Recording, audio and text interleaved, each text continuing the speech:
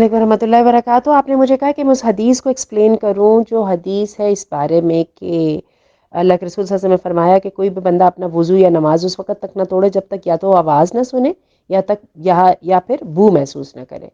اور آپ کا یہ کہنا ہے کہ آپ نے سنا اسپیکر کو ایکسپلین کرتے ہوئے کہ یہ ان لوگوں کے لیے جن کو ڈائجیشن کی پرابلم ہوتی ہے یا گیس کی پرابلم ہوتی ہے.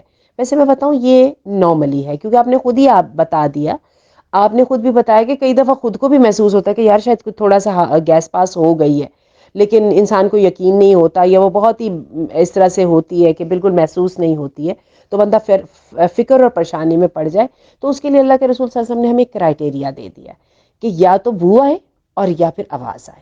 اس کے بجائے اپنے آپ کو زیادہ پریشان نہ کرے. بندہ بہت باریکیوں میں پڑ جائے نا کہ وہ پتہ نہیں میرے جسم سے یہ تو نہیں خارج ہو گیا, میں ایسے ہلا تو یہ تو نہیں ہو گیا, کوئی پانی نکل آیا یا وغیرہ وغیرہ. خواتین کے ساتھ تو بہت ہی مسئلے ہوتے ہیں.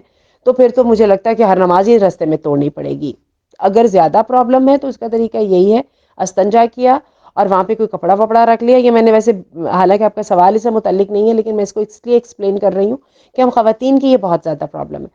اور اس کے بعد کیا کیا کہ جناب والا جا کے آپ نماز پڑھ لیجیے سکون کے ساتھ اور نماز ختم کر لیں گے تو اس کے اندر جو بھی ڈیفائلنگ وغیرہ ہوگی ڈیفائلمنٹ وغیرہ ہوگی انشاءاللہ اللہ معاف کرنے والا ہے اور اللہ اپنے بندوں کی کمزوریوں سے واقف ہے.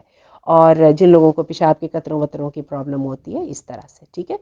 اسی طرح سے آپ نے گیس والی بات تو پہلے ہی واضح ہو گئی ہے کہ اس کے اوپر تو ہمیں پہلے ہی بتا دیا گیا ہے ٹھیک ہے. تو اللہ تعالیٰ انشاءاللہ آسانی فرمائیں گے, نمازوں کو قبول فرمائے اور پاکی اور طہارت کو اللہ تعالیٰ توفیق عطا فرمائے, ہم کے پاک اور صاف ستھرے رہ سکیں.